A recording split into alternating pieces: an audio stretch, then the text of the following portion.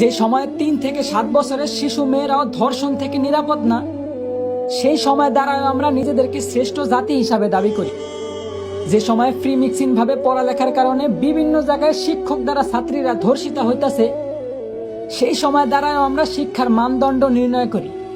একদিকে দেশের মান্যগণ্য লোকেরা দেশের গরিবদের দিকে না তাকিয়ে বিলাসিতায় দিন কাটাইতেছে, ঠিক সেই সময় আমরা নির্লজ্জের মতো আবার দেশের রেমিটেন্স যোদ্ধা প্রবাসীদের নিয়ে সমালোচনা করি।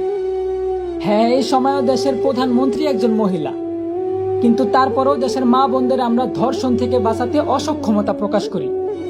বলি মুসলিম দেশে বিধর্মীরা হত্যাকাণ্ড চালায়, তার কোনো বিচার নাই।